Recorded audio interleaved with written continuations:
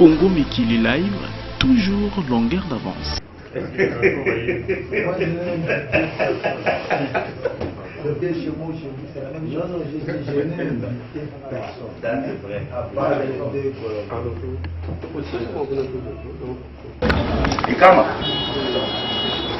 Ikama bato bayaji na gouverneur vous avez servi tout n'a pas voilà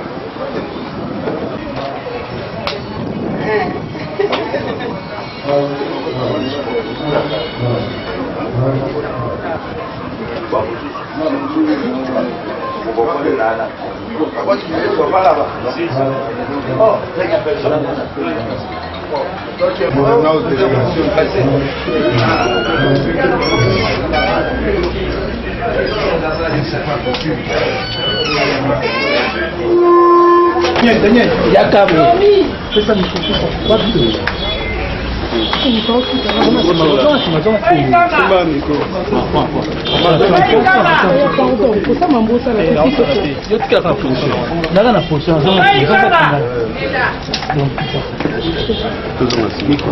voilà, je crois que, chers amis journalistes, vous êtes tous étonnés de voir un gouverneur se déplacer pour venir rencontrer les amis de l'opposition au siège d'un parti de l'opposition qui s'appelle FONIS. L'explication est simple, c'est ce qu'on appelle la gestion de proximité de la ville. Il faut également renvoyer l'ascenseur parce que quand je fais l'invitation le jeudi, ils étaient tous là. Comme il était question d'une petite mise au point aujourd'hui, j'ai promis, dès que l'opposition est prête, pour la mise au point, je ferai le déplacement. Il faut aller vers les administrés parce qu'ils sont tous mes administrés. Voilà. Nous nous sommes mis d'accord sur pratiquement tous les points. Je vous informe, contrairement à tout ce que vous avez déjà raconté dans les réseaux, dans vos chaînes de télévision, c'est seulement aujourd'hui et maintenant que je confirme que je vais prendre acte de la marche qui organise le rassemblement. Donc, je prendrai acte parce que nous nous sommes mis d'accord sur le point de rassemblement qui est l'échangeur de l'IMT et sur le point où va se tenir le meeting, c'est là où nous nous retrouvons. Donc, le point de rassemblement, c'est l'échangeur. C'est qu'il y a une marche qui sera organisée de l'échangeur en passant par ici, en passant par Libération, Nyangwe, pardon, Kalembelembe, Kabamba, l'avenue Kassaboubou, et ils vont rentrer ici pour tenir le meeting. Et après le meeting, il y a une délégation de l'opposition qui ira déposer le mémo à la CENI. Voilà. Bon, ça ne fera plus un sit-in comme annoncé bien avant. Il n'y a pas de sit-in parce que ce sont des gens responsables de l'opposition. Il y en a qui sont même des députés et même ont voté la loi. Vous savez que le site de la CENI est inviolable. Donc il n'y aura pas de sit-in. Le plus important, que l'opposition organisera une marche, un meeting et ira déposer leur mémo à la CENI. Voilà. En dernière minute, j'espère que vous n'avez pas changé l'itinéraire comme au mois de... La dernière fois, il y a eu un itinéraire qui a été changé et qui a créé des problèmes. Vous n'êtes pas mon conseiller pour savoir s'il y avait un premier et un deuxième. Le seul itinéraire, c'est celui que j'ai dicté à l'opposition qui avait sollicité cette marche d'antan. Essayons d'évoluer. Hein. Il faut évoluer. Un journaliste correct devait commencer par remercier le gouverneur qui est en train de confirmer la libération de l'espace politique. Je suis le premier qui se déplace, qui vient au siège d'un parti politique. Commencez d'abord par me féliciter, mes remerciements.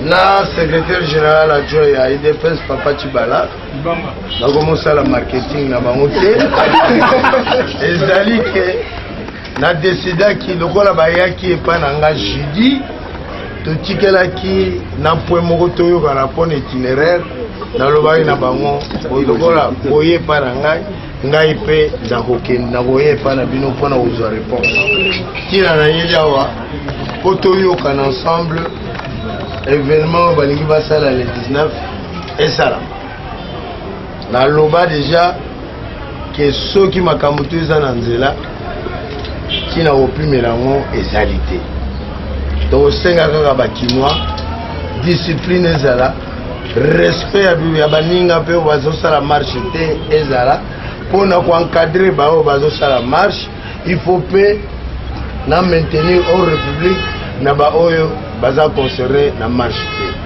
boyeba Kinshasa eza na 12 millions so baye 500 000 la marche donc gouverneur naza la charge mpe ya 11 millions 500 batikali 500 000 batikali toyokani marche na échangère ti point de rassemblement meeting awa plat tozali na avenue de l'enseignement et puis délégation et opposition et lokende kotika memo na bango na seni na bengi mpe bakonzi ya seni mpona yebisa bango bayamba bango bandimi bakoyamba bango kutu libanda na porte ya seni donc bana Kinshasa bozala kimia likambo moko monene eza te bandeko opposition toyokani comme eza droit na bango ya manifestation totikeli bango bamanifeste basala marche nyonso tozosenga eleka na kimia bobosana te bapillage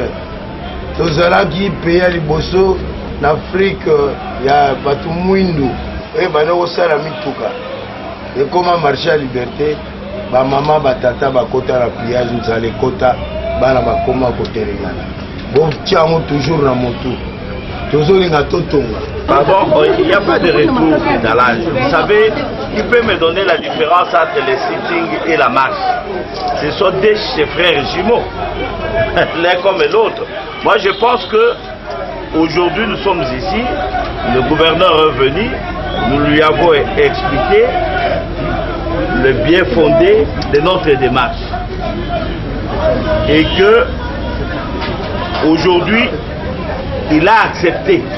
Parce que le problème, la loi de notre pays ne parle pas d'une quelconque autorisation. Il demande d'informer à l'autorité de la ville qui prend acte. Il vient de prendre acte. Et je peux dire à l'Assemblée de notre peuple qu'aujourd'hui, il doit savoir que nous venons d'être acceptés dans nos échanges et la marche aura bel et bien lieu. Les attendons de bandeko na biso. Le Bénin français, s'il vous plaît. En français d'abord. Parce que c'est lui qui va. Bon, je crois que l'attendons oyo de bandeko na biso ya Kinshasa nyonso. Babima na balabala mukolo ya lundi boya boya kolobate ke soki na yebaka. Parce que makambo oyo eza koleka na cité ya OIA ezali complot munene contre la nation. Ce qui peuple na biso bazui conscience était na tango oyo pote baya nombreux to la kisana mokilike to boyi makambo wana il faut élection présidentielle et la convoquer pour te sauver ma belle na biso to sauver boka na biso et kozala mawa mingi boyebi mboka oyo bato nyonso balingi na esprit akoya kopier yango et que bomoni ke makambo eza ko salema entre Kabila Kamere na Kodjo na cité ya OIA ezali complot contre mboka na biso peuple boya mama papa mwana étudiant bato nyonso tozala na mokolo wana awa potola kisake makambo nyonso baza kosala kuna etali biso te to rejeter yango à bloc et puis ba député na biso baso bayeba ke biso te tovotaka bango ba aterine makambo nyonso ekouta kuna te et puis peuple bayeba ke soki nyonso wana esalami te tokomi zwa biso moko à charge apesa message voilà oyo ezali tooti koyokana et tolobi na gouverneur ya ville ke bato nyonso oyo baza koya toyoka te que babeti bombe lacrymogène na bato wana toyoka teke babandi kozongisa bato parce que soki toyoki yango baaccord nyonso oyo tolobi awa ekozala lisusu te parce que wana bango moko babandi koviole baaccord wana toyokani ke ntango tokokoma awa lokola baza kobanga balobi ke na clôture ya seni eza inviolable mais na droit inviolabilité wana ezalaka soki bozokende na esprit ya mabe biso tolobi bo likambo te mpona kolakisa bino ke biso tolingi nde makambo ya oyo esalama te oyo ya Kamere Kabila na Kojo ebe yango nde tolobi délégation ekozala ya 35 personnes oyo bakokota na bamituka to na avion to na makolo tokoutilize bamoyen nyonso oyo nzambe apesa na délégation wana po tokende na siège ya seni mpona kokende kotika biloko wana ekoyebisa biso koyebisa bango kokokosakana na mutu moko to mibale me basakanaka na peuple te eke soki bazokanisa ke peuple oyo akomi zoba je crois mokolo ya lendi nde bakomona ke peuple oyo ezali déterminé mpe mokolo wana nde toza kolakisa kokende kotika mukanda ya préavis parce que boyebi que Joseph Kabila azali locataire na palais de la nation en tant que locataire ya peuple na palais de la nation mokolo wana nde toza kotikela ye mukanda ya koyebisa ye kaza somme ke il faut abima esika wana po mbola matadi mosusu aya kokota na esika wana bolongola kobanga parce que kobanga soko otali na Bible kobanda Ancien Testament tina Nouveau Testament kobanga nzambe atia yango na Bible te po ayebi ke eza molimo ya Satana peuple nyonso baya parce que biso nde tokodeside sort ya mabele na biso soki peuple bazwi conscience wana te koya koloba lobi te ke soki nayebaka biso atako opposition tosi tosali devoir na biso ya komobilize bino koyebisa bino ke makambo baza kosala na oya eza danger munene mpo na ekolo na biso bakongole nyonso ya diaspora tokoremercie bango mingi na basi oyo baza kosala tosi tozwi sango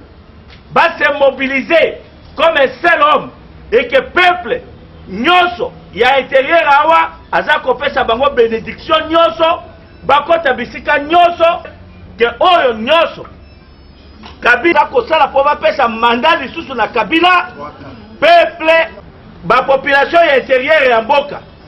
Le rassemblement des forces politiques et sociales acquises au changement organise le 19 septembre 2016 une grande marche populaire pour signifier à M. Joseph Kabila le préavis qui aura son terme le 19 décembre 2016, date où, conformément à notre constitution et à notre pacte républicain, il doit quitter le pouvoir, donc libérer le palais de la nation.